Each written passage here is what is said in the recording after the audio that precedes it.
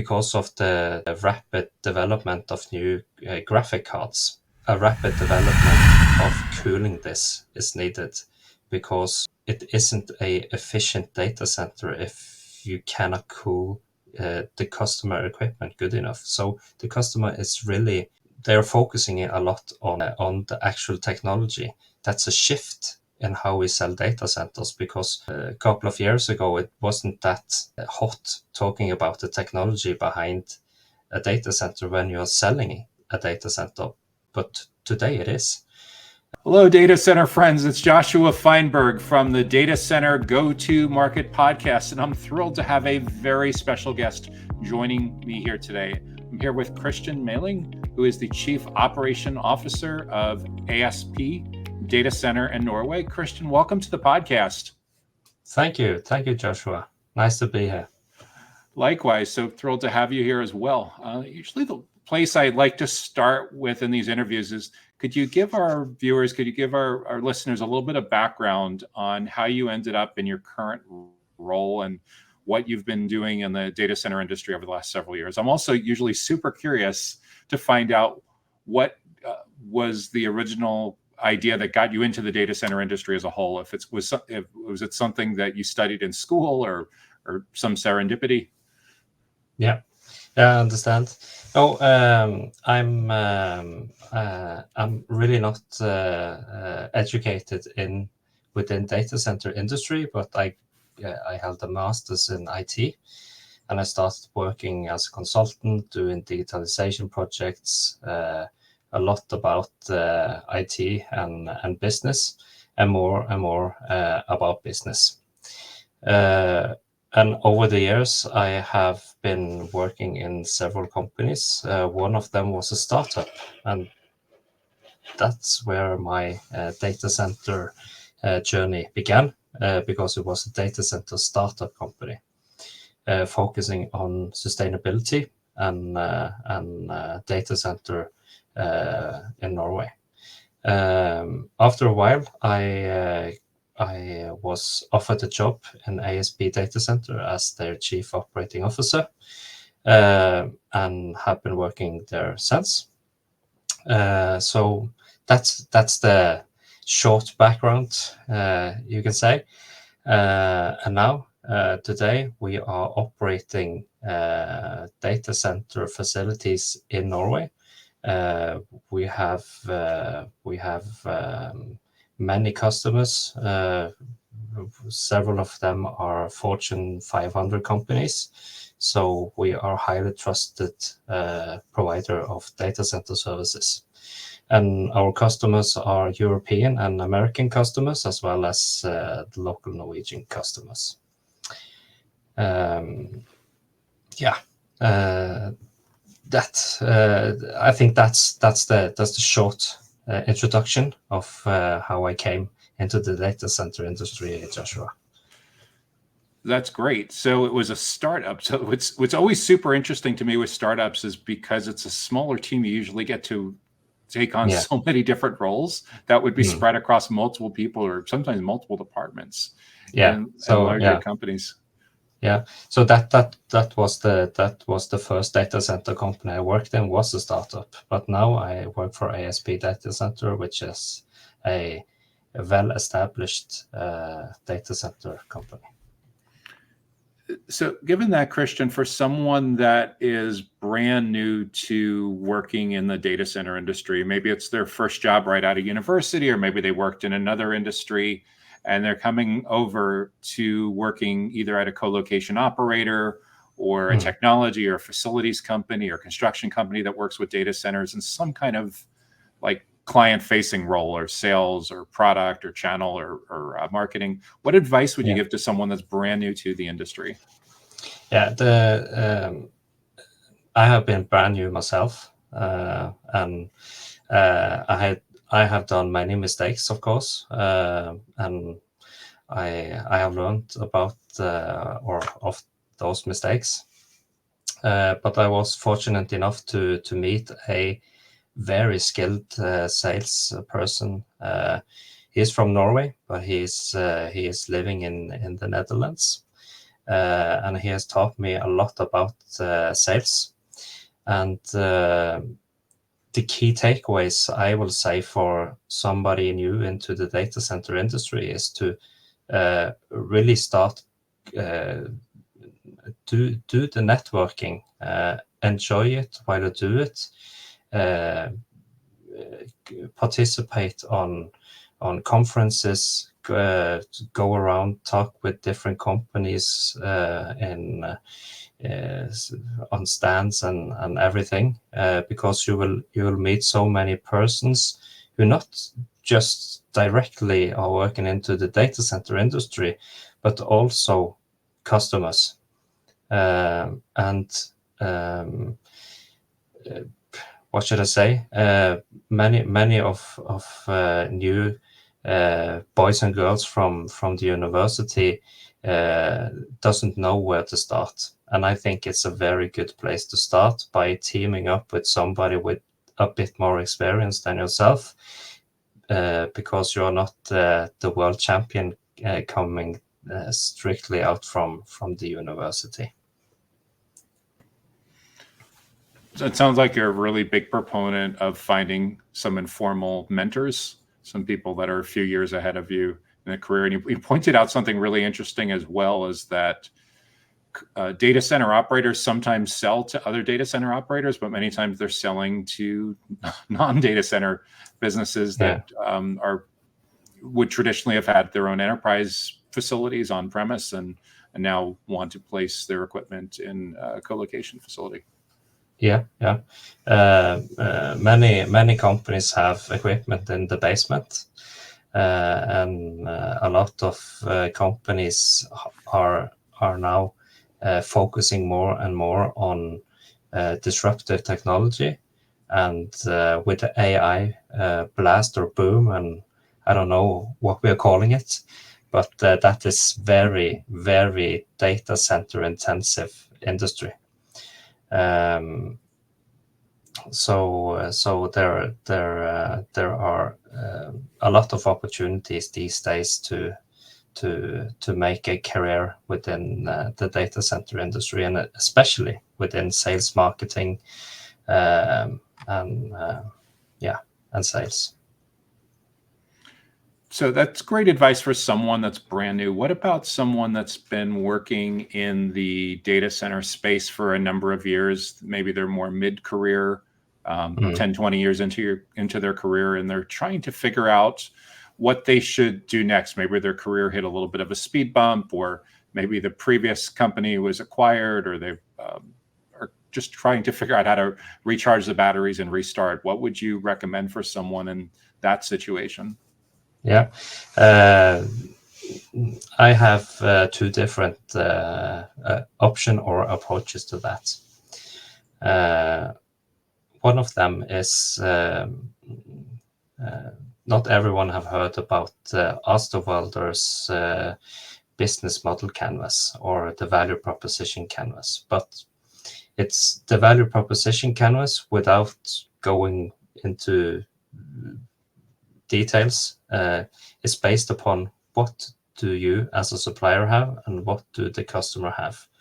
The customer has pains and they have gains, and you as a supplier, you have painkillers and you have gain creators. And that's my mental model, talking with customers. And many experienced salespersons do think in these terms. But if anyone comes to a speed bump in their career and they are experienced salesperson and need more motivation, sales in the data center industry is not just focused on getting to know a person and make a quick sale.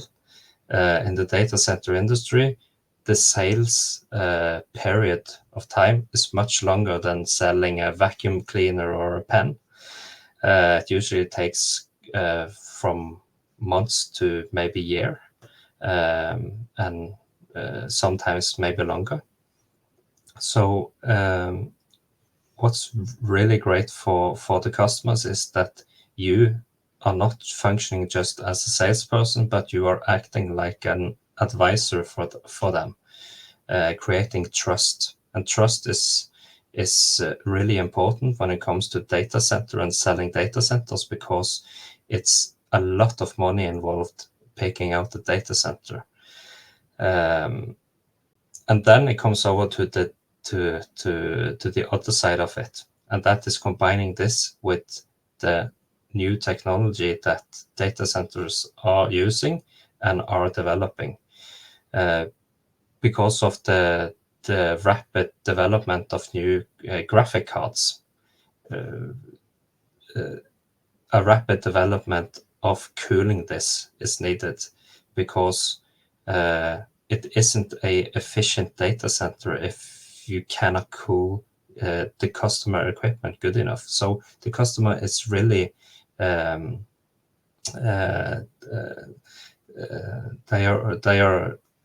are focusing a lot on the actual technology. That's a shift in how we sell data centers, because a couple of years ago it wasn't that hot talking about the technology behind a data center when you're selling a data center, but today it is.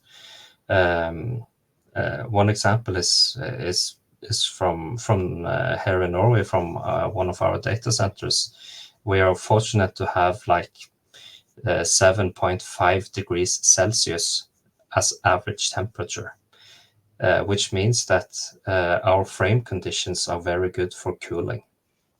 Like in like Norway being in the Nordics, that's something that we have without talking about technology. But you need to, even though if you are in Europe, you're in the United States, Canada, South America, wherever you are on and selling a data center, the technology behind the cooling is very important for the customer, because if your data center sucks at cooling their equipment, it's usually the customer who has to pay the electricity bill, because you don't have the updated technology to do it. And one quick, easy example to just picture this. The Data Center Go-to-Market podcast is sponsored by DCSMI, elevating the role of sales, marketing, and go-to-market GTM professionals in the growth of the data center industry. To stay informed about upcoming episodes, make sure that you subscribe to the Data Center Sales and Marketing newsletter on the DCSMI website that can be found at www.dcsmi.com. Again, that URL is www.dcsmi.com.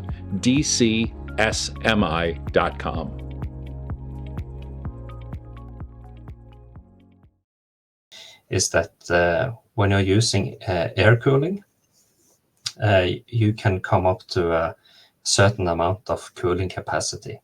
But if you're using direct liquid or direct on-chip cooling, for instance, you can remove the heat much faster with much less energy needed. And it's good for the data center, it's good for the customer, and it's good for the environment to do it. So that's where we are heading, and that's why we have focused so much on doing liquid cooling in our data centers.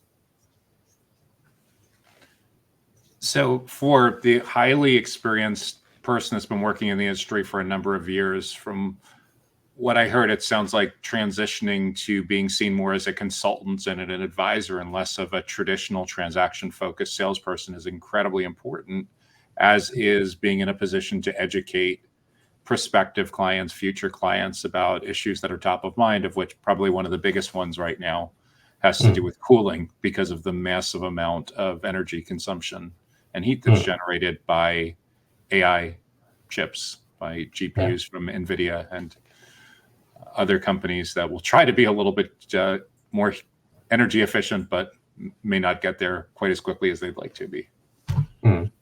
Yeah.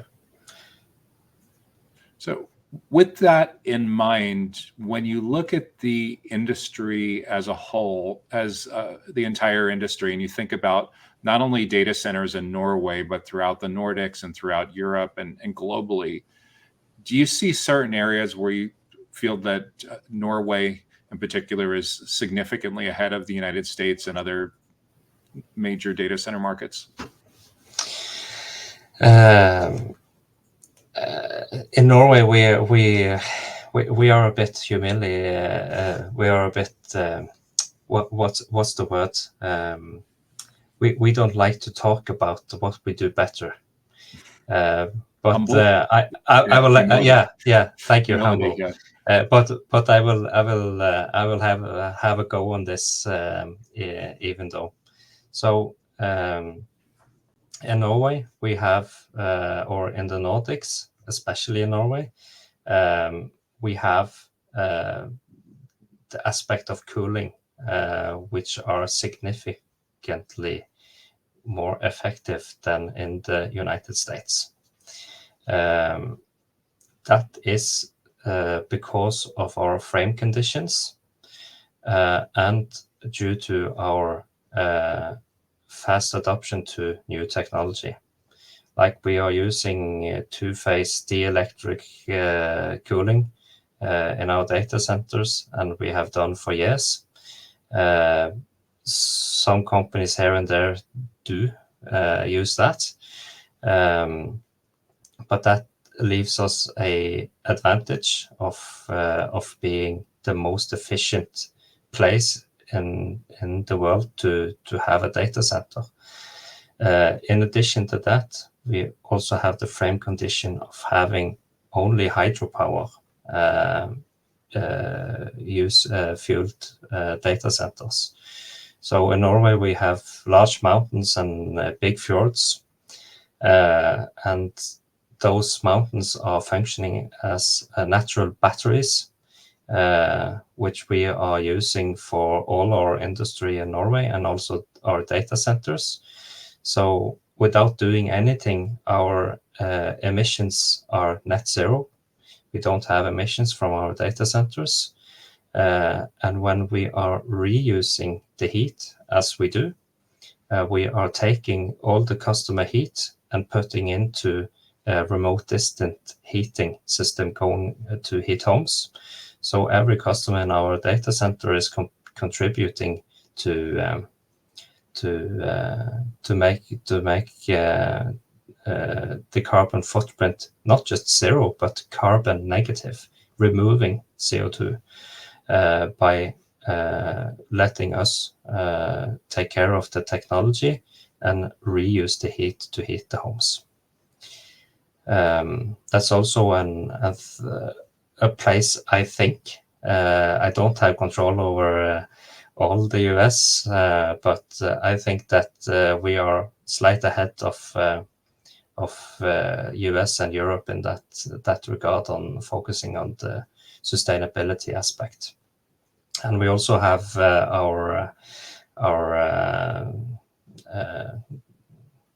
we have these regulations from the EU, even though Norway isn't a member of the EU. We have these regulations where customers in our data center needs to report all emissions, even though they emit them directly themselves, or they use a third party delivering services emitting those emitting that CO2. So I think for the cost, it's very low cost on the electricity in Norway. It's cheaper than most of Europe and the US. It's also one of the best places in the world talking about cooling. And as you can see, Joshua, I'm now using the pain and the gains to tell you what makes my data center the best place for you to be in. So You had the frame conditions, you had the cooling, you had the sustainability, you had the security. Yeah, and the list is long, but that's some examples you can say.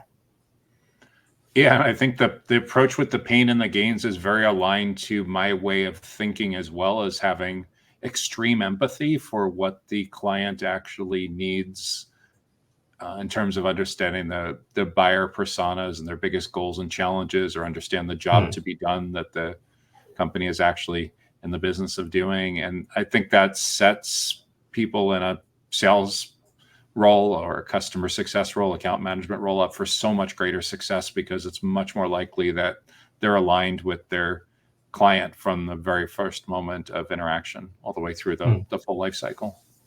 Yeah, absolutely. So shifting gears to another topic, I know it's not that difficult to think about how the technology in data centers is going to change in the next 2 years, but how do you think your daily routine is going to change in the next 2 years? How does the role of someone that's a COO or in some kind of sales or post-sales or support role, how does that change, or product strategy role, how does that change in the data center industry over the next 2 years? With the introduction of AI, a data center obviously use a lot of technology and a lot of systems to operate and make operations secure and detect issues before they happen, instead of reacting to issues that have happened. We have started to see that also our software vendors, technology vendors, and so on are using AI to detect issues before they happen using AI. I don't think it's very new, but for us working in operations, it's very good to know if something is going to stop working. And with the use of AI, we can predict which type of modules or systems that needs maintenance long before it becomes a problem. Using sensors, using algorithms, using AI, learning how our system operates. That's something that's going to be implemented more and more in every type of data center and other industries as well in the time to come. And that's a part of my daily routine to make sure that everything is safe and runs smoothly in regards to operations.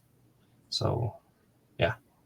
I think you pointed out something super interesting too, is that some of this isn't all that new, in that these IT tools have had some degree of machine learning and artificial intelligence built in for 5+10 years already. If you think about, like, I remember Dell 10 years ago or so had predictive warranty in place where they could predict that a hard drive was going to fail and take care of it proactively, even going back to the early efforts in the managed services space with being able to have monitoring built into Ethernet cards and waking up on LAN, and it was all about basically discovering patterns. And for sure, all the driving directions technology, GPS technology that people have been now depending on for well over a decade, all based on AI. Yeah, it's really interesting, Joshua. And we have to say that AI was invented in the 60s. That's the first time it was talked about artificial intelligence. It just took us so long to make the adoption. And I think that we are now ready for a larger adoption of AI. That have happened. I always say one of the more challenging parts with digital transformation is people and the culture within the company. And that aligns really well to the role of sales and marketing and customer success teams getting actively involved as more of a consultant in their clients' businesses to help them drive change. Yeah, that's right. This has all been super insightful, Kristian. I really appreciate you sharing your insights so generously. If someone wants to follow what you're working on at ASP Data Center or reach out to you for a conversation, what's the best way for someone to reach you and learn more about ASP Data Center? Are you really active on LinkedIn, or is there another method that would work best? Yeah, I'm active on LinkedIn. You can also visit aspdatacenter.no, and you will find my contact details there. Great. We'll be sure to include that in the podcast show notes. One other question I've been asking people on the podcast as well is, do you have any favorites, podcasts or YouTube channels that you use for professional development? One that's a favorite resource, and two that you think would be an especially good fit for this show, for this podcast, for interviewing? I really don't think so. I have some Norwegian ones that I look at, but you wouldn't understand anything. As good as the Google Translate has gotten, you're correct. Yeah. Yeah. Yeah. It's interesting when I've asked people that question, it's usually one of two answers. One is they have a handful that they absolutely love. Some people have some podcasts and favorite YouTube channels that they watch, but has nothing to do with their career. Yeah. But we all know that people are just consuming so much more digital media now than they did even, and it's part of the reason that there's so much demand for data center space and bandwidth and edge and low latency and so many other needs that are driving innovation in the data center industry. But Kristian, this has been terrific. I really appreciate you joining me today. I've been listening to Kristian Meling, who's the Chief Operation Officer at ASP Data Center in Norway. I wish you all the best in your career and your growth at ASP Data Center. Thank you, Joshua. Nice to be here. The Data Center Go-to-Market podcast is sponsored by DCSMI, elevating the role of sales, marketing, and go-to-market GTM professionals in the growth of the data center industry. To stay informed about upcoming episodes, make sure that you subscribe to the Data Center Sales and Marketing newsletter on the DCSMI website that can be found at www.dcsmi.com. Again, that URL is www.dcsmi.com.